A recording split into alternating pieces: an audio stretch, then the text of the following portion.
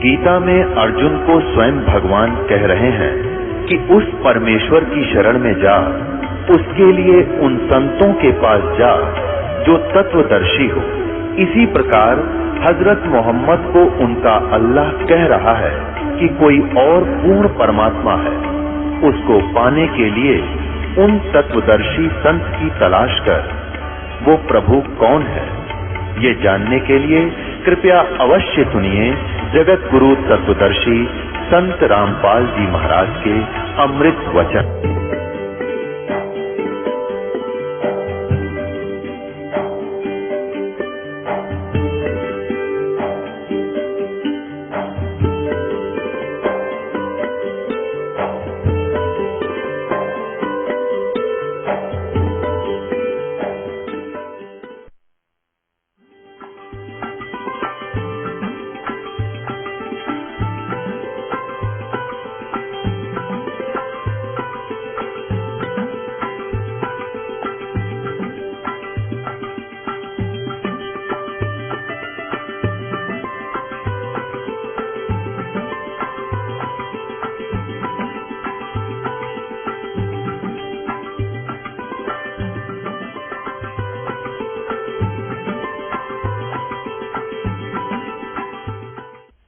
देव की करते भक्ति, उनकी कदे ना हो वह मुक्ति।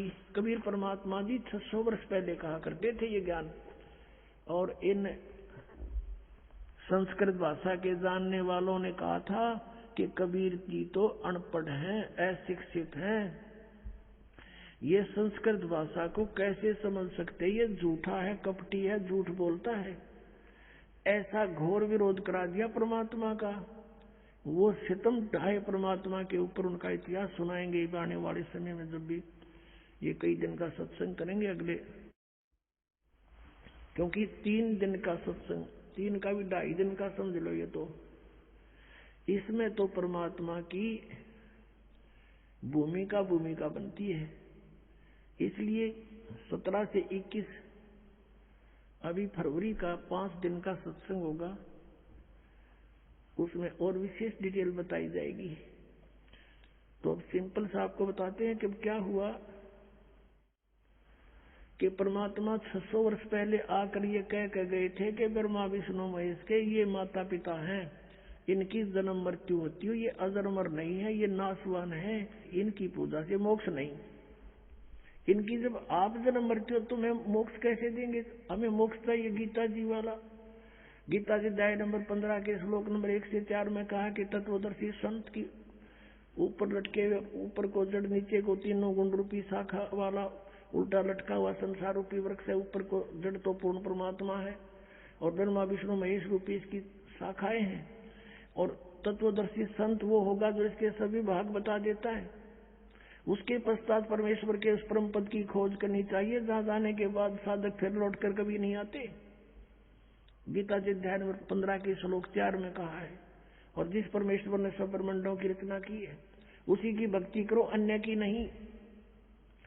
अध्याय नंबर 18 के श्लोक नंबर 62 में कहा कि अर्जुन तू सर्वभाव से उस परमेश्वर की शरण में जा, उसकी कृपा से तू परम शांति को, सनातन परम धाम को प्राप्त होगा।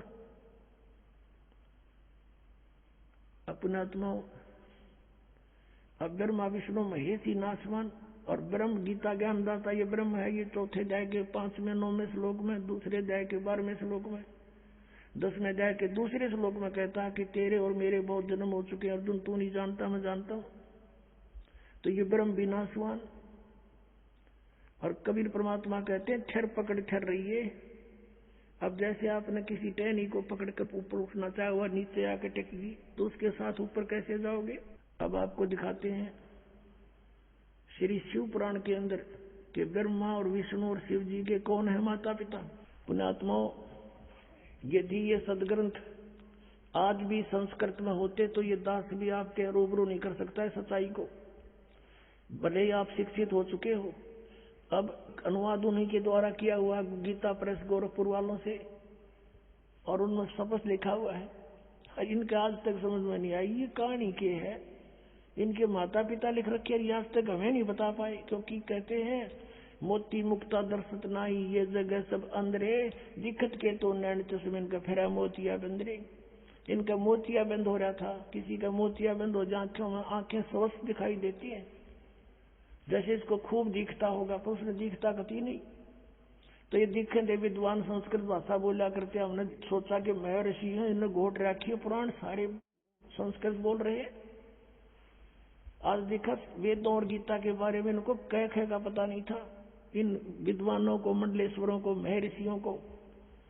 और परमेश्वर ने आके 600 वर्ष पहले जिसको ये अशिक्षित कहा करते थे कि वो क्या जाने वेदों और सदग्रंथों के पुराणों के बारे में, संस्कृत भाषा जानता नहीं, परमात्मा ने संस्कृत भाषा की आवश्यकता नहीं, वो सारी भाषाओं को समझते हैं।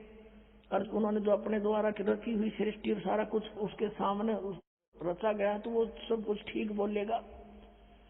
अब देखो शिव पुराण, संक्षिप्त शिव पुराण, गीता प्रेस गोरखपुर से प्रकाशित, संपादक है हनुमान प्रसाद पोदार, प्रकाशक एवं मुद्रक है गीता प्रेस गोरखपुर, गोविंद भवन कार्यालय कोलकाता का संस्थान।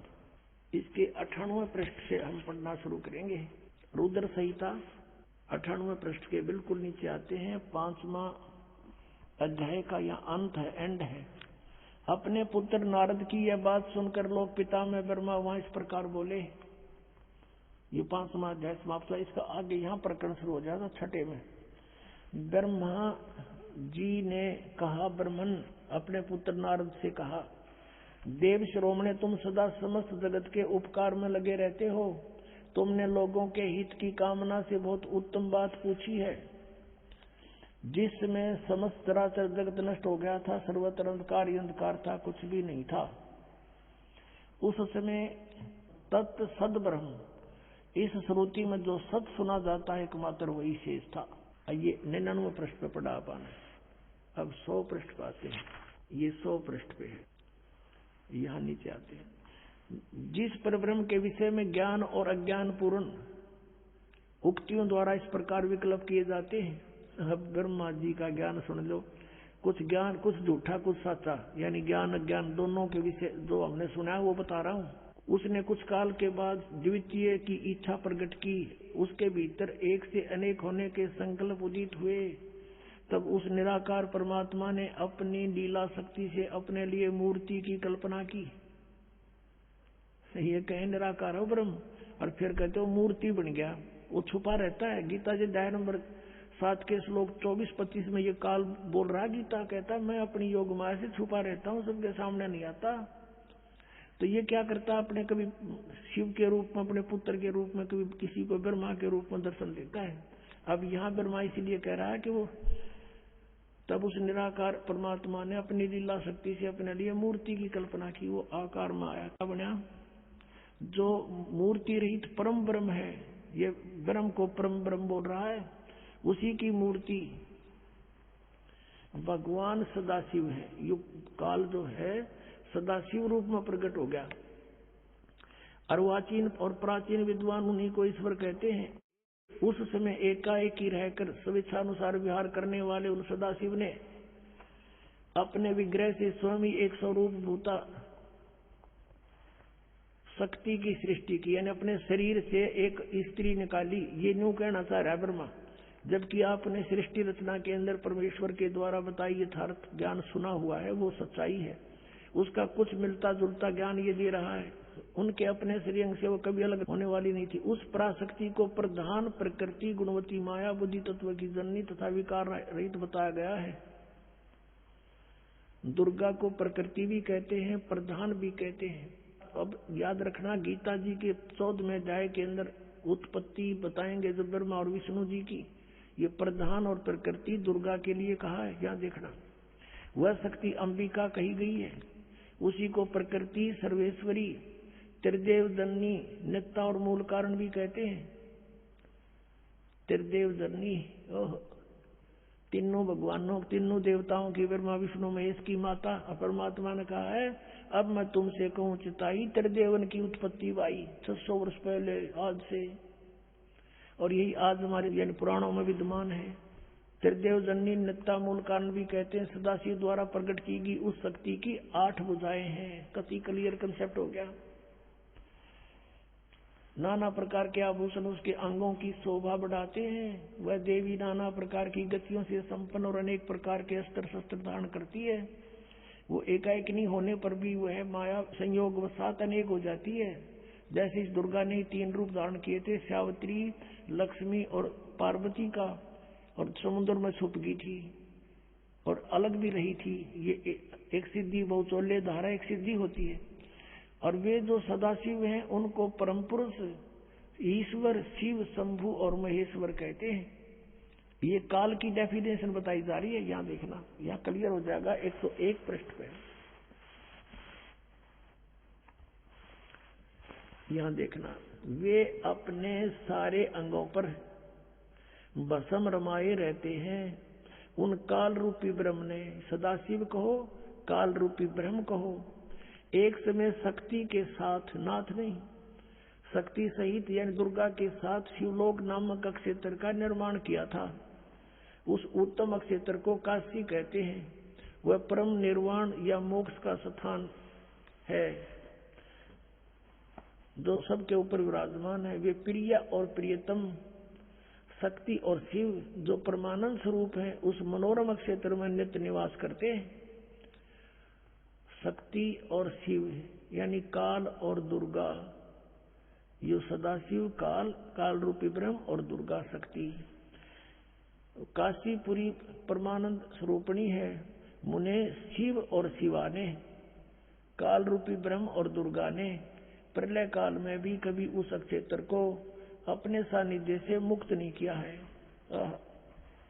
देव से एक समय उस आनंद वन में रमण करते हुए शिवा और शिव के मन में यह इच्छा हुई कि कोई बालक बच्चा पैदा करें। ये दुर्गा और काल के मन में आई कि दूसरे पुरुष की सृष्टि करनी चाहिए, यानी कोई संतान उत्पत्ति करें। जिस पर यह सृष्टि संचालन का महान भार रखकर हम दोनों केवल काशी में रहकर स्वेच्छानुसार विचरें और निर्वाण धारण करें, ऐसा निश्चय करके शक्ति सहित सर्वव्यापी परमेश्वर शिव ने अपने वाम भाग के 10वें अंग पर अमृत मल दिया, यानी पति पत्नी व्यवहार किया। फिर तो वहां से एक पुरुष प्रकट हुआ, एक बालक का जन्म हुआ। देखना 102 पृष्ठ पे।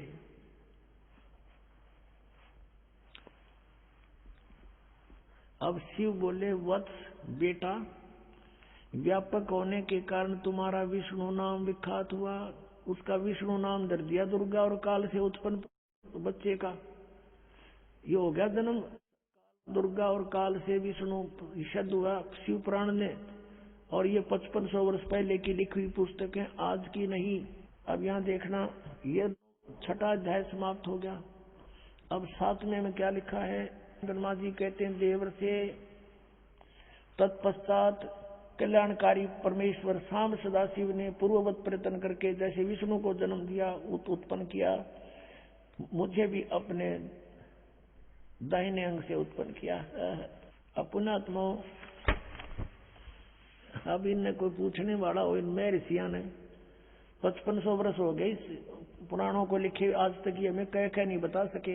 इन पर आश्रित थे, ब्लाइंड फेथ किया करते थे कि बड़े विद्वान पुरुष हैं, संस्कृत भाषा को जानने वाले हैं, और परमात्मा से हमारे को इसलिए दूर रखा, भगवान की वाणी को स्वीकार करने नहीं दिया और परमात्मा को परमात्मा नहीं मानने दिया।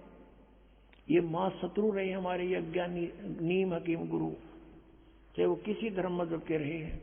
अब यहाँ पर अब 2 तो सिद्ध हो गए कि दुर्गा और काल से विष्णु जी और ब्रह्मा जी की उत्पत्ति तो स्पष्ट होगी, कंसेप्ट क्लियर हो गया। अब रह गया शिव। अब यहाँ ये विचलित हो गया अनुवाद करता कि यहाँ प्रकरण चल रहा है उनकी उत्पत्ति का, मूल संस्कृत में विद्वान है मूल पाठ में। यहाँ उसने सोचा शिव जी से शिव की उत्पत्ति कैसे लिखूं, हाथ काट गए। अब लेकिन कहते हैं चोर चुरावे तुमड़ी गाड्डा पानी में, वो गाड्डा हुआ ऊपर न सच्चाई छनी ना। अब दिखाता हूं आपको, विद्वेश्वर संहिता पृष्ठ नंबर 24, 25, 26 पे। एक समय ब्रह्मा और विष्णु जी का इस बात पर झगड़ा हो गया। ब्रह्मा जी कहते मैं, विष्णु जी को कहते मैं तेरा बाप, और विष्णु जी कहते मैं तेरा बाप। अब इनको ऐसा भ्रम क्यों हुआ? क्योंकि काल ने प्रतिज्ञा कर रखी है कि मैं अपने वास्तविक शरीर रूप में कभी किसी को दर्शन नहीं दूंगा। तो साधकों ने साधनाएं की, हठयोग किया, किसी को ब्रह्मा के रूप में दर्शन दे दिया। इसका पुत्र ब्रह्मा साक्षात सबको दिखाई देता है, देवता है। तो सबने मान लिया कि ब्रह्मा ही सर्वशक्तिमान है, यही परमात्मा हमने समाधि में देख लिया, ये छुपाए हुए अपने आप को, सब उसके गुणगान करने लगे। ऐसे किसी को उसने विष्णु जी के रूप में दर्शन दे दिए, किसी को शिव के रूप में। तो कोई कहता नहीं विष्णु जी सर्वशक्तिमान है, कोई कहता नहीं शिव जी सर्वशक्तिमान है, यही भगवान है, ये छुपाए रहे अपने आप को। तो इनका भ्रम हो गया कि हम भगवान हैं। तो इन दोनों ने आपस में झगड़ा कर दिया। तो ऊपर से इस काल ने इनके बीच में एक सफेद पिलर खड़ा कर दिया, जिसको शिवलिंग बोलते हैं। तेजों में से चमक निकली बहुत कनी। तो ये हैरान रह गए, युद्ध बंद कर दिया, उसको देखने लगे ऊपर नीचे जाकर। फिर यू काल प्रकट हो गया अपने पुत्र शिव के रूप में, और इन दोनों को फिर शिक्षा देने लगा। देखिएगा विद्वेश्वर संहिता, ये संक्षिप्त शिव पुराण, प्रश्न नंबर 24-25 पे यहाँ देखिएगा विद्वेश्वर संहिता। और यहाँ आते हम, ये दोनों देखो भगवान ब्रह्मा और विष्णु लड़ रहे थे, इनके बीच में ये पिलर खड़ा कर दिया स्तंभ। फिर वो खुद आ गया शिव के रूप में। नीचे देखिएगा, अब ब्रह्मा और विष्णु ने पूछा प्रभु सृष्टि आदि 5 कृत्यों के लक्षण क्या हैं, ये तो हम दोनों को बताइए। भगवान शिव बोले, ये काल बोला मेरे कृत्यों को समझना अत्यंत गहन है, तथापि मैं कृपा पूर्वक तुम्हें उनके विषय में बता रहा हूँ।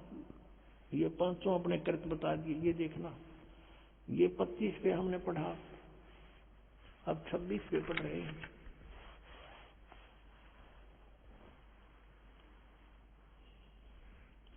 पुत्रो, अब ये काल कहता है ब्रह्मा और विष्णु जी को, पुत्रो तुम दोनों ने तपस्या करके प्रसन्न हुए मुझ परमेश्वर से सृष्टि और सतीथि नामक 2 कृत्य प्राप्त किए हैं। तुमने, तुम्हारे को जो एक विभाग दिया है वो मैंने दिया, पर तुमने पहले तपस्या की, तप के बदले में दिए हैं। ये दोनों तुम्हें बहुत प्रिय हैं। इसी प्रकार मेरी विभूति स्वरूप रुद्र और महेश्वर ने, ये मैं नहीं है, ने 2 अन्य उत्तम कृत्य संहार और तिरोभाव मुझसे प्राप्त किए हैं। अब देखो 4 हो गए, ये 2 तो ये हो गए तुम दोनों ने, ब्रह्मा और विष्णु जी, और रुद्र और महेश्वर, और बोलने वाला 5वां सिद्ध हो गया, इनका पुत्र है।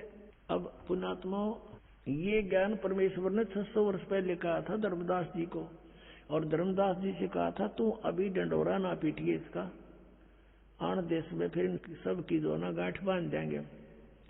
अभी तो ये हमने मूर्ख समझ रहे हैं, हमारे बच्चों को मुझसे दूर किए बैठे हैं। बिचली पीढ़ी आओगी जब देखेंगे इन्हें। अब सब अक्का बक्का रह गए, अब इनके पास कोई जवाब नहीं। जनता इनसे प्रश्न करती है कि तुम कहाँ सोया करते हो, मैं ऋषि हो, ये तुमने बैठा बैठा दिया, सारे समाज में भूत बना दिए, शास्त्र विरुद्ध ज्ञान सुना दिया। अब इनके बीड़ी धरती हो पृथ्वी होगी, इनको मुश्किल माचेगी। सारे पंथाड़ा ने देख लिए। अब ये टीवी पर चलता है, पुस्तक भेज रहे हैं बड़ा बना करके, इसको पढ़कर समझदार बुद्धिमान समाज आज कोई बालक नहीं है। गॉड गिवन माइंड आज के बच्चों में। अभी न पता ही ना था, कोई विकल्प नहीं था, कोई तुलना करने का कोई तरीका किसी ने बताया नहीं, तुलना करें किसके ज्ञान की। आज ये कंसेप्ट क्लियर करके धर दिया, मार्क के देख लिए सबने। ये ISI मार्क है जो दास ज्ञान देता है, सब सदग्रंथों में प्रमाणित है।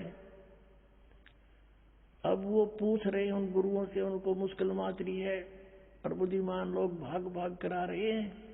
कबीर परमात्मा कहते हैं कि डूबे थे पर उबरे, गुरु के ज्ञान चमक, और बेरा देखा दरदरा उतर चले फड़क। कबीर परमात्मा हमें समझाना चाहते हैं, इन मूर्ख गुरु के पीछे लाग रहे हो, और जब सतगुरु का ज्ञान सुना देखा है तो डूबो होगा हमने।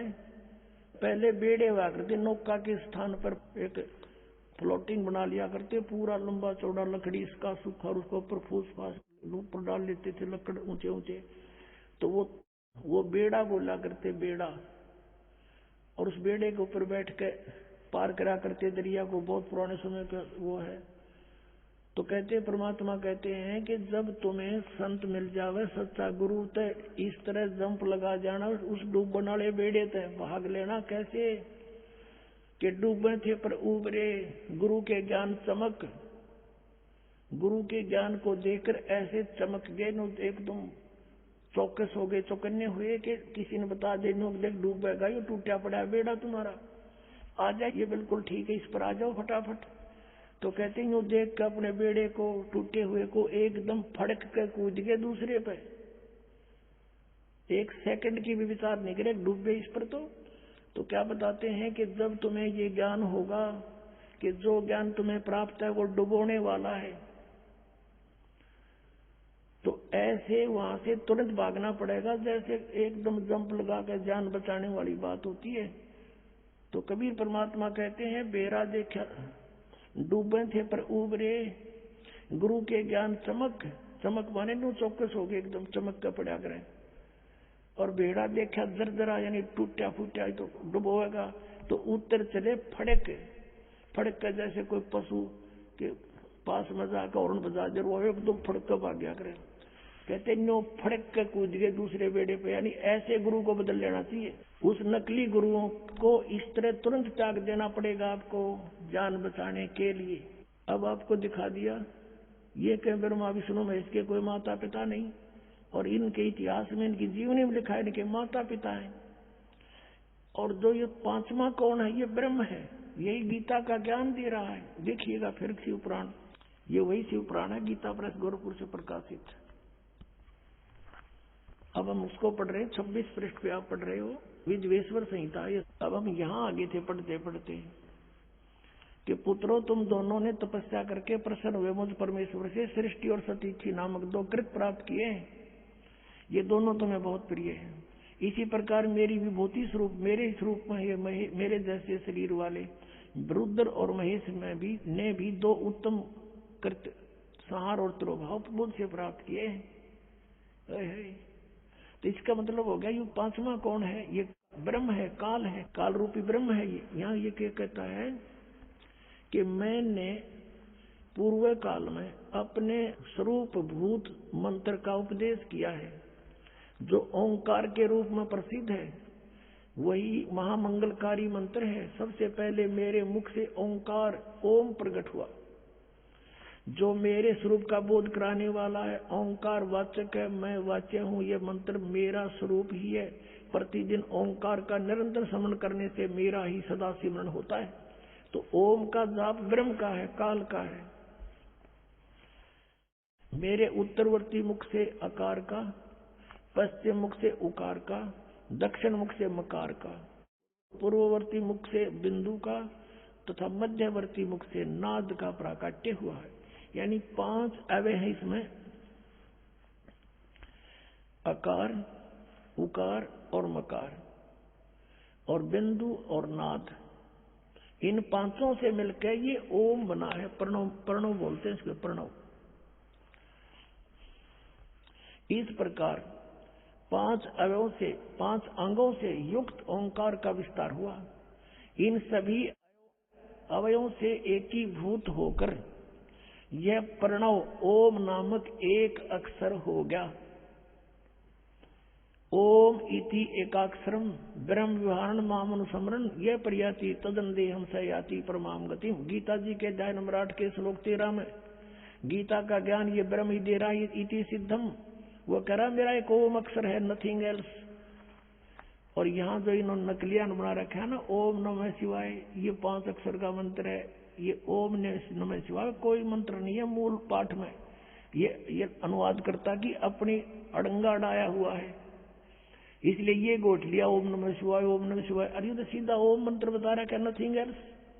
अपनात्मा एक तो ये शब्द हो गया कि गीता जी का ज्ञान ये काल रूपी ब्रह्म ही बोल रहा था। ये यहाँ भी कह रहा है मेरा ओम मंत्र है, ये ब्रह्मा विष्णु महेश का पिता है, दुर्गा इनकी माता, इति सिद्धम।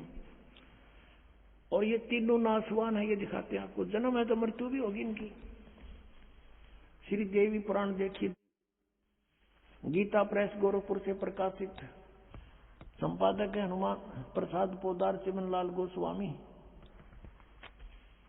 ये गीता प्रेस गोरखपुर से प्रकाशित है। अब देखिएगा इसके 123 पृष्ठ पे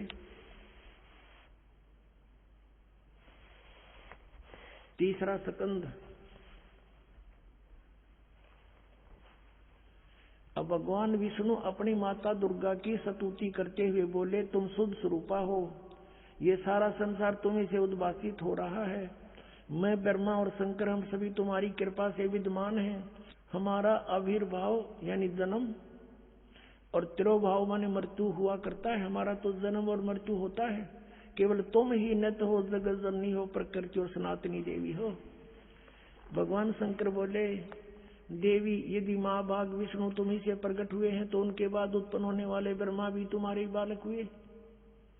फिर तमोगुण लीला करने वाला शंकर क्या तुम्हारी संतान नहीं हुआ? अर्थात मेरी भी माँ तुम ही हो, अर्थात मुझे भी जन्म देने वाली उत्पन्न करने वाली तुम ही हो। शिवे संपूर्ण संसार की सृष्टि करने में तुम बड़ी चतुर हो। इस संसार की सृष्टि सतिथि और संहार में तुम्हारे गुण सदा समर्थ हैं। उन्हीं तीनों गुणों से उत्पन्न हम ब्रह्मा विष्णु एवं शंकर नियमानुसार कार्य में तत्पर रहते हैं। अब इस पवित्र पुराणों ने ये स्पष्ट कर दिया, पवित्र देवी पुराण ने 5 कंसेप्ट क्लियर कर दिए इसमें। एक तो ये कर दिया कि ब्रह्मा विष्णु महेश का जन्म मृत्यु होता है, ये नाशवान है। दूसरा ये कर दिया कि प्रकृति दुर्गा है, प्रकृति दुर्गा को कहते हैं। और तीसरा ये कर दिया कि ये रजगुण ब्रह्मा है, सतगुण विष्णु और तमगुण शिव जी। और चौथा ये कर दिया कि ये इनकी माता है दुर्गा, और ब्रह्मा विष्णु महेश की ये दुर्गा माता है। और पांचवा ये कर दिया कि रजगुण ब्रह्मा है, सतगुण विष्णु तमगुण शिव जी। चौथा और पांचवा कर दिया कि ये केवल नियमित कार्य ही कर सकते हैं, यानी किसी के कर्म में ये परिवर्तन नहीं कर सकते। आपका जैसा कर्म है वैसा ही दे सकते हैं। आपके भाग में दुख है तो ये कोई परिवर्तन नहीं कर पाएंगे। केवल पूर्ण परमात्मा कबीर परमेश्वर आपके प्रारब्ध के पाप को काट कर आपको सुख दे सकता है। उसके हाथ में कलम है, वो सर्वशक्तिमान है। अन्य ना ब्रह्म कर सकता, ना परब्रह्म कर सकता, केवल पूर्ण ब्रह्म कर सकता है, वो सत्पुरुष है। अब यहाँ आपको दिखाते हैं, ये विष्णु जी स्वीकार करते हैं कि मैं छोटा सा बालक था, तब मुझे आपके दर्शन हुए थे, आप मुझे पालने पर झुला रही थी। देखिएगा, अब विष्णु जी ब्रह्मा और शिव को बता रहा है। ये वही तीसरा स्कंद है, पृष्ठ 120 पर पढ़ रहे हैं, पहले 123 पे पढ़ा था। संक्षिप्त देवी भागवत। अब विष्णु जी कह रहे हैं ये वे ही दिवांगना हैं, ये वही देवी हैं जिनके प्रलय वर्ण में, यानी जब जल ही जल था, सारा पानी ही पानी था, मुझे दर्शन हुए थे। उस समय मैं बालक रूप में था। विष्णु जी बता रहे हैं, मेरा याद आ गया, माँ देखी थी मैंने कभी, और मुझे पालने में झुला रही थी। वट वृक्ष के पत्थर पर एक सुदृढ़ सैया बिछी थी, उस पर लेट कर मैं पैर के अंगूठों को अपने कमल जैसे मुख में लेकर चूस रहा था। अपने आत्माओं परमात्मा कहा करते, निरंजन धन तेरा दरबार, निरंजन धन तेरा दरबार, जहाँ पर तनिक न न्याय विचार, जहाँ पर तनिक न न्याय विचार। पाखंडी की पूजा जग में संत को कहें लबाड़, पाखंडी की पूजा जग में संत को कहें लबाड़। अज्ञानी को परम विवेकी, ज्ञानी को मूढ़ गंवार, निरंजन धन तेरा दरबार, निरंजन धन तेरा दरबार, जहाँ पर तनिक न न्याय विचार। वैसा ओढ़े मुल मुल खासा गल मोतियों के आर। वैसा ओढ़े मुल मुल खासा गल मोतियों के आर। पतिव्रता को मिले न खादी वो सूखा निरस आहार। निरंजन धन तेरा दरबार। निरंजन धन तेरा दरबार। जहाँ पर तनिक न न्याय विचार। कह कबीर सुनो भाई साधो यहाँ सब उल्टा व्यवहार। कहे कबीर सुनो भाई साधो यहाँ सब उल्टा व्यवहार। सच्चों को तो ये झूठा बताए इन झूठों का एतबार। निरंजन धन तेरा दरबार। निरंजन धन तेरा दरबार। जहाँ पर तनिक न न्याय विचार। अब परमात्मा कबीर परमेश्वर जी इन ऋषि मंडलेश्वरों को जाकर के प्रश्न करते थे कि तुम विद्वान हो, ब्रह्मा विष्णु महेश के माता पिता बताओ। तब वो कहा करते थे इनके कोई माता पिता नहीं, अजरो अमर सर्वेश्वर सब ब्रह्मांडों के मालिक कुल मालिक यही है। और परमात्मा कहा करते नासवान है, इनकी जन्म मृत्यु होती है, इनके माता पिता हैं, दुर्गा इनकी माता है, काल इनका पिता है। वो ऋषि महर्षि नकली ब्राह्मण गुरु कहा करते थे कि कबीर झूठा है, सदग्रंथों में ऐसा नहीं लिखा, इसकी बातों में मत आना। तब परमात्मा वहां खड़े होकर एक तारा लेकर कहा करते निरंजन धन तेरा दरबार। निरंजन धन तेरा दरबार। जहाँ पर तनिक न न्याय विचार। कहे कबीर सुनो भाई साधो यहाँ सब उल्टा व्यवहार। कहे कबीर सुनो भाई साधो यहाँ सब उल्टा व्यवहार। सच्चे को तो ये झूठा बतावे इन झूठों का एतबार। निरंजन धन तेरा दरबार। निरंजन धन तेरा दरबार। जहाँ पर तनिक न न्याय विचार। अपना आत्माओं उस दिना में आप न हंसी आया करेगी, मैं ऋषि कहते हुए शर्म आया करेगी, इनको मंडलेश्वर कहते हुए, विद्वान कहते हुए। ये अंधे नहीं तो क्या थे, आज तक ये नहीं बता सके हमारे पुराणों में क्या लिखा हुआ है। अरे इनके ऊपर हमारे पूर्वजों ने पूरा विश्वास किया। अरे इन्होंने ऐसे लोक वेद बना करके ये श्राद्ध निकालने शुरू करवा दिए, 36 फंड हमारे पाछे लगा दिए, और सद भक्ति बताई को ना, जिससे कुछ भी ना करना पड़े। अब परमात्मा क्या बताते थे, जय सतगुरु की संगत करते सकल कर्म कट जाई। जय सतगुरु की संगत करते सकल कर्म कट जाई। ना तो भूत बनना, ना श्राद्ध निकालन की आवश्यकता पड़े, और ना और 36 फंड करने स्त्रियां ठाणी, ना कुछ और करना। जय सतगुरु की संगत करते सकल कर्म कट जाई। अमरपुरी पर आसन होते जहां धूप ना छाई। उस अमरपुरी पर आसन होते सतलोक में चले जाते।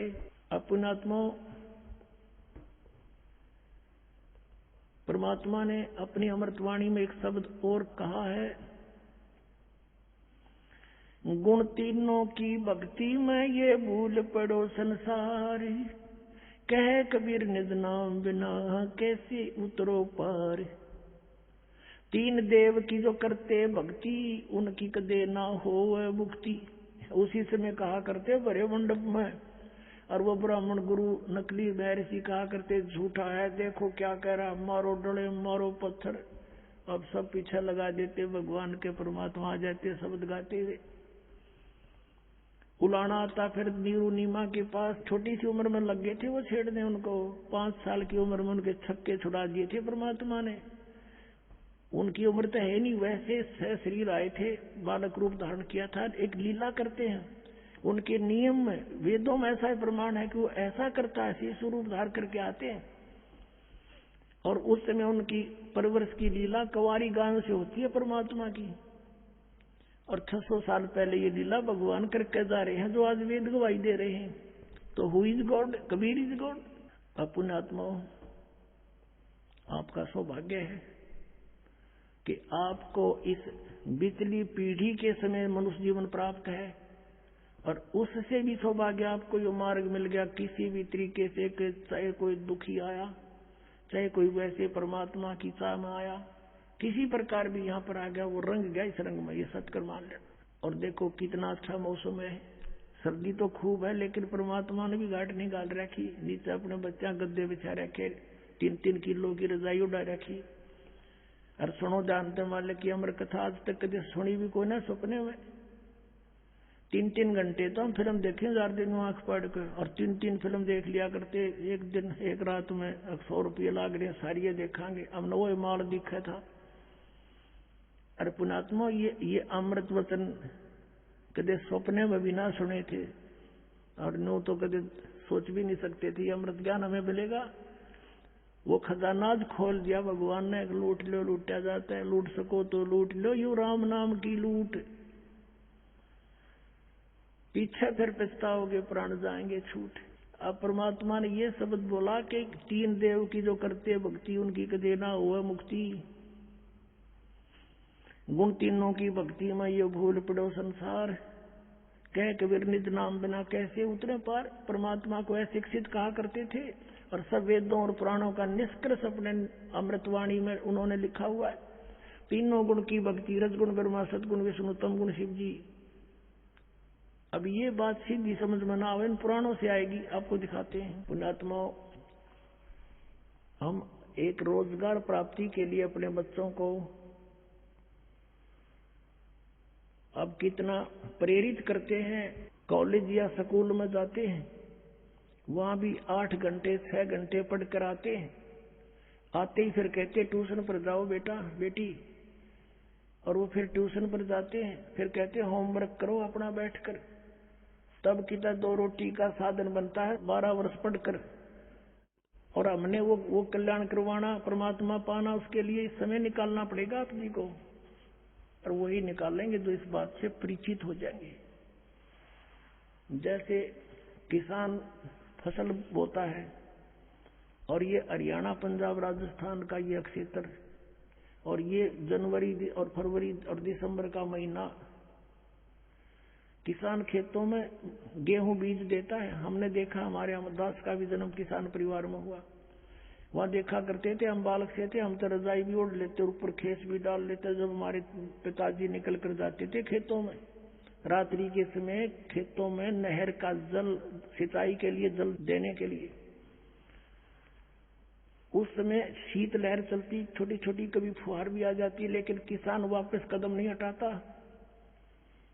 इतनी अंधेरी रात में कांटे भी लग जाते हैं, नमूनिया भी हो सकता है, कुछ भी हो सकता है, कोई हिंसक पशु भी सामने टकरा सकता है, लेकिन वो पीछे नहीं हटते, वो उस सिंचाई को करके ही आते हैं रात्रि में।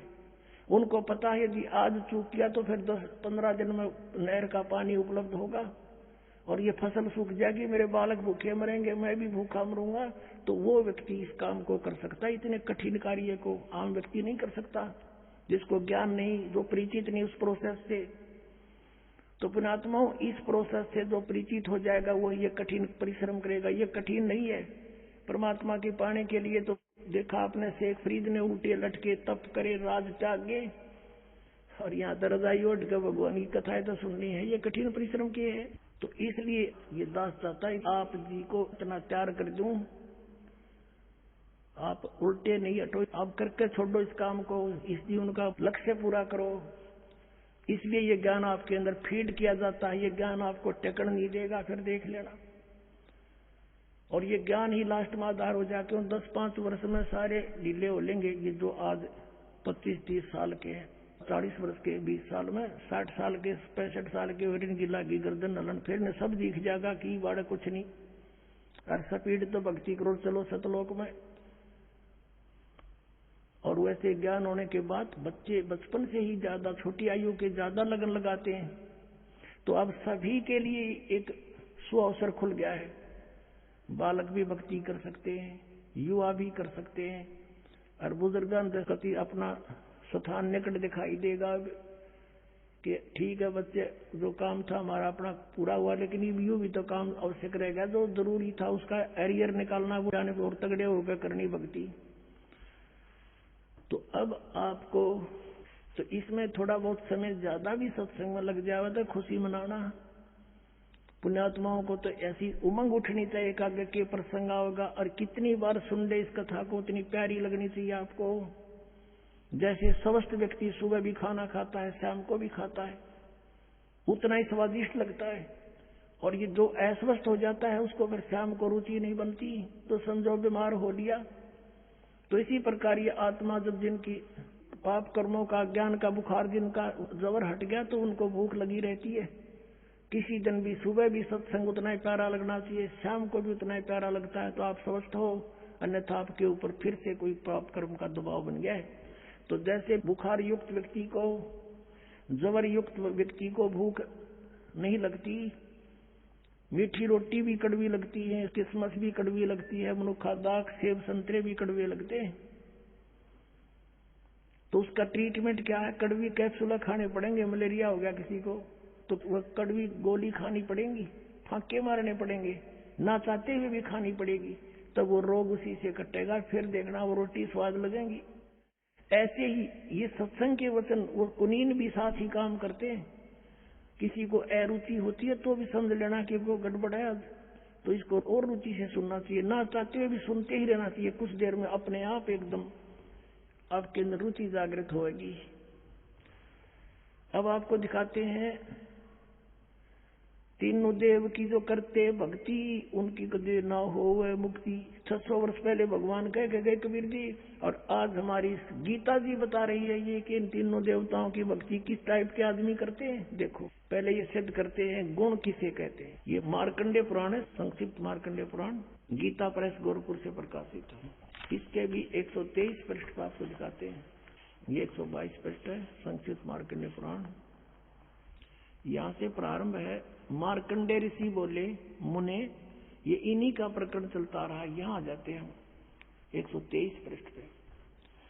इस तरह स्वयंभू परमपिता परमात्मा की 3 अवस्थाएं हैं, रजोगुण प्रधान ब्रह्मा, तमोगुण प्रधान रुद्र और सतोगुण प्रधान विश्वपालक विष्णु है। ये ही 3 देवता हैं और ये ही 3 गुण हैं। गुण तीनों की भक्ति में ये भूल पड़ो संसार, कह कबीर निज नाम बिना कैसे उतरे पार। यही 3 देवता हैं, यही 3 गुण हैं। कंसेप्ट क्लियर हुआ।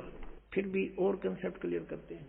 एक संस्कृत सहित है श्रीमद देवी भागवत, अथ देवी भागवतम सभाष्टिकम सहमात्यम, खेमरा श्री कृष्ण दास प्रकाशन बंबई। इसके हम तीसरे स्कंद में आते हैं। अथ श्रीमद देवी भागवते भाषा टीका युक्ते तृतीय स्कंद प्रारंभते। अब इसके 11 पृष्ठ पर आते हैं और तीसरा स्कंद अध्याय 5। यहाँ देखना, ये 7वां श्लोक समाप्त हुआ, 8वां प्रारंभ होता। हे माते, यदि हमारे ऊपर सदा आप दया युक्त हो तो हमको तमोगुण में किस प्रकार प्रदान किया है, ब्रह्मा रजोगुण और हरि सतोगुण युक्त क्यों किए हैं। अब संस्कृत और पढ़ाएंगे। देखियो, ये 7वां समाप्त हुआ, 8वां प्रारंभ होता है।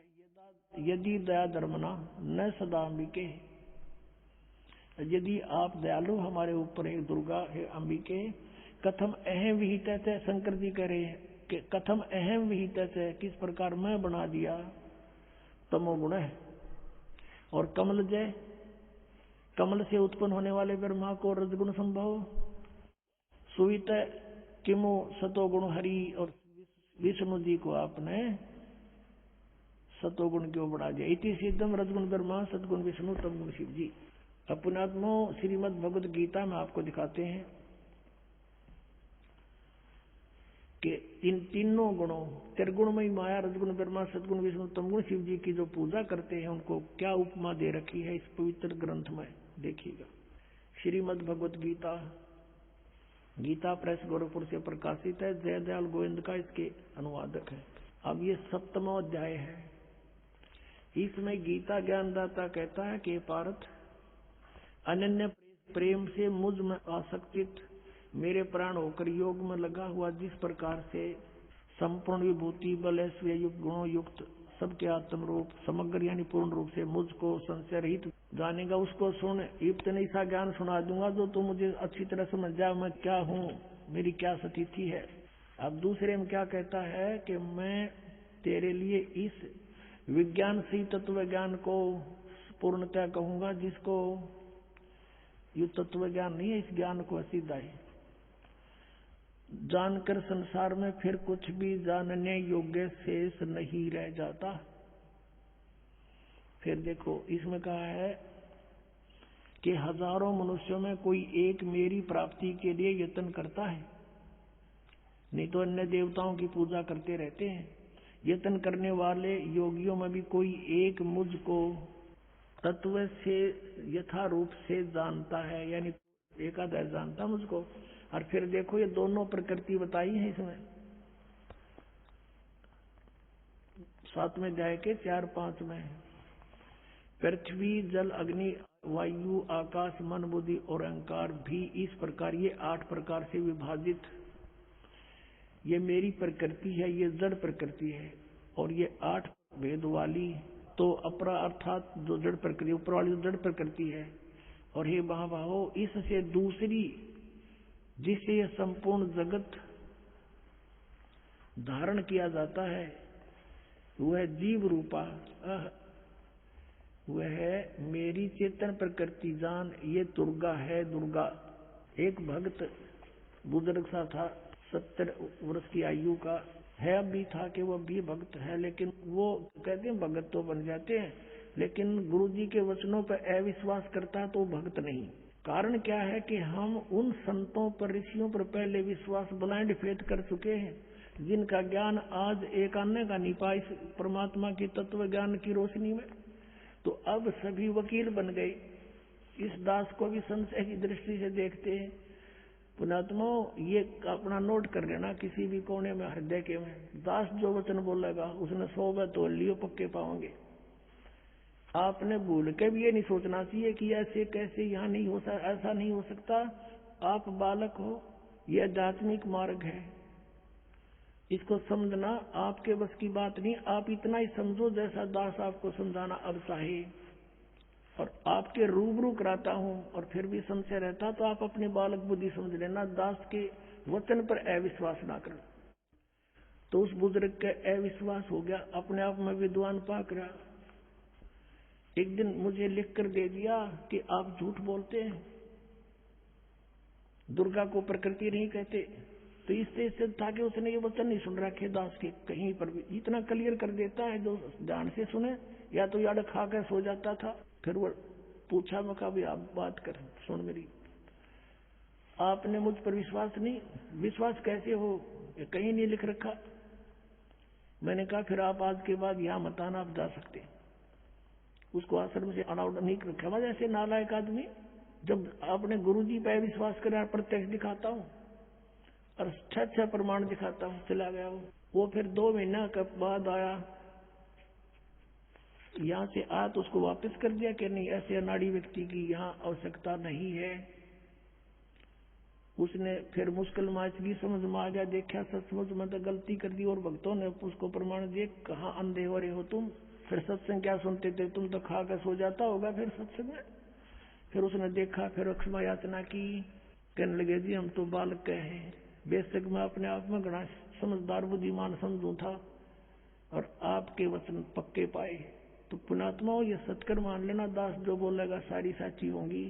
तो अब ये कंसेप्ट हो गया क्लियर के प्रकृति दुर्गा को कहते हैं। शिव पुराण ने भी और विष्णु पुराण ने कति क्लियर कर दिया।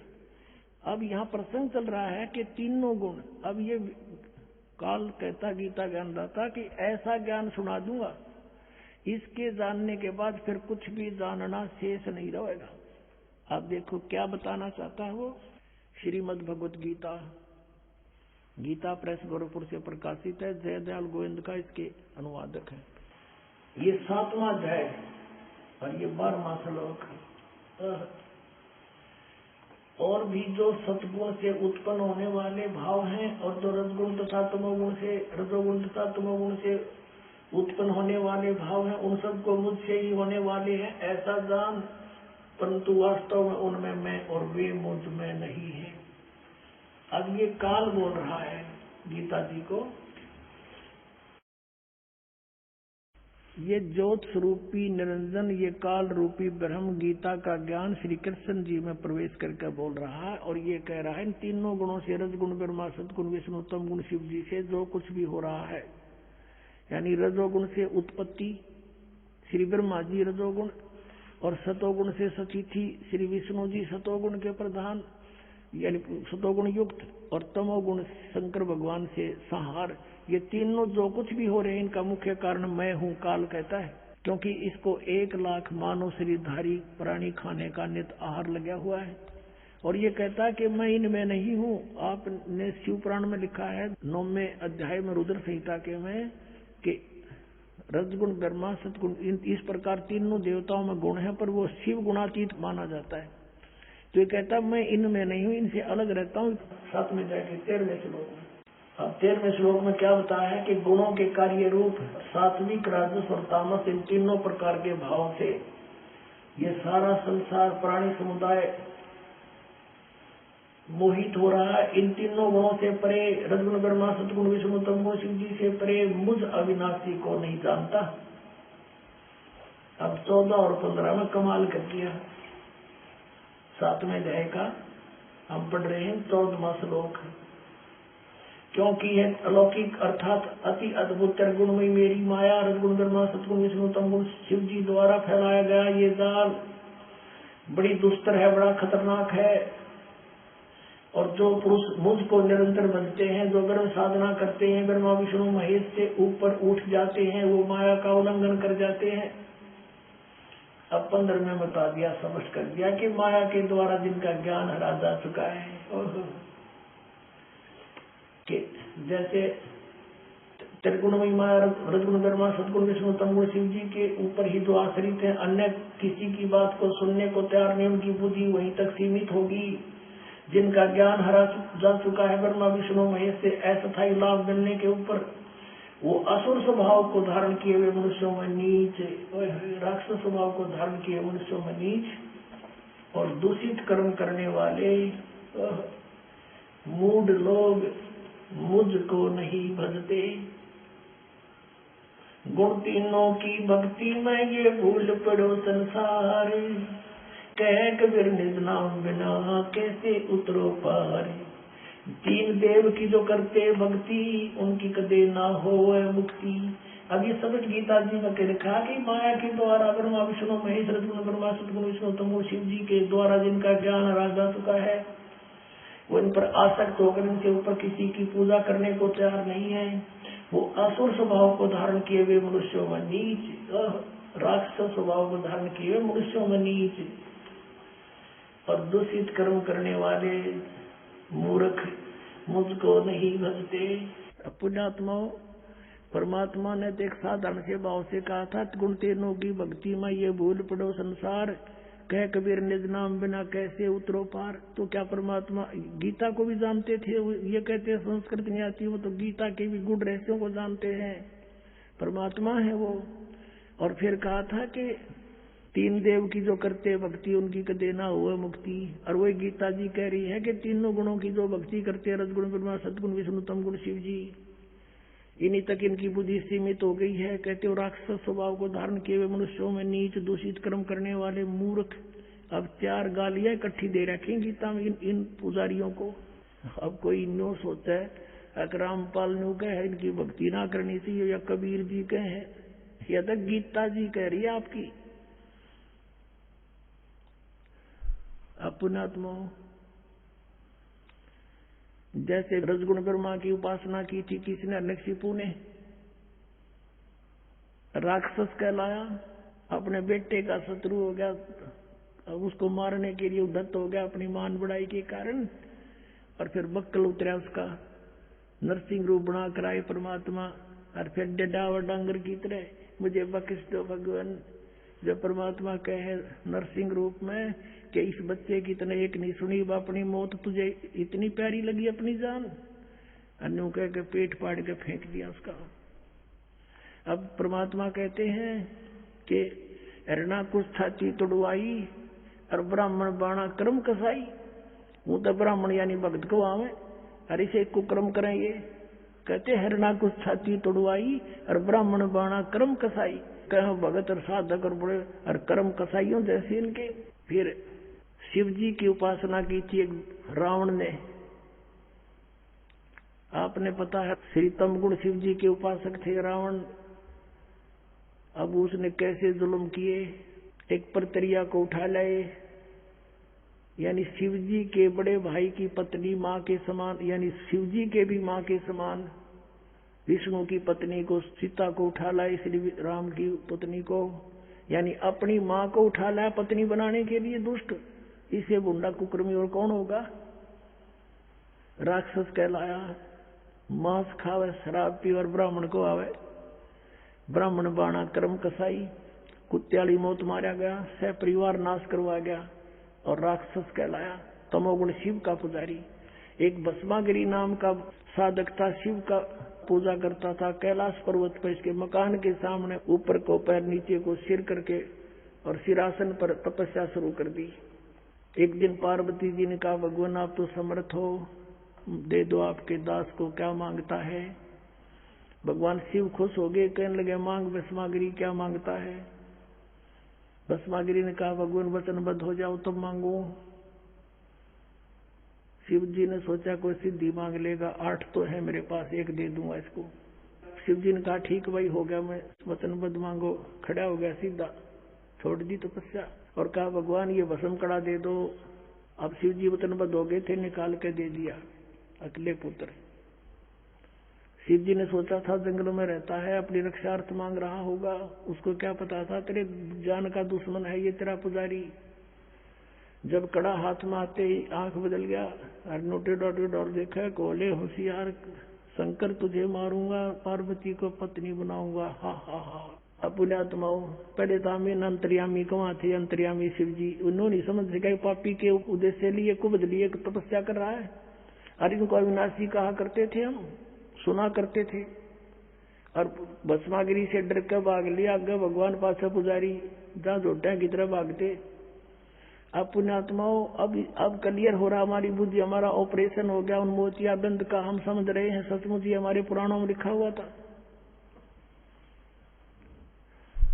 फिर भगवान ने पार्वती रूप बनाकर आए, उस भस्मागिरी को गंडत नाथ नचा कर मारा, उस कड़े से भस्म किया। उसके बाद वो भस्मा असुर कहाया, भस्मा राक्षस। एक बार कुंभ का मेला भरा था हरिद्वार में, हर की पैड़ी पर, उसकी पर भी का इन्होंने इन अब पे योग बना कर उस वहां पर भी लग गई, उसमें नहा ले तो मुक्ति हो जाएगी। गए थे मुक्तिकरण करवा लिया, ना सुड़ा सारा।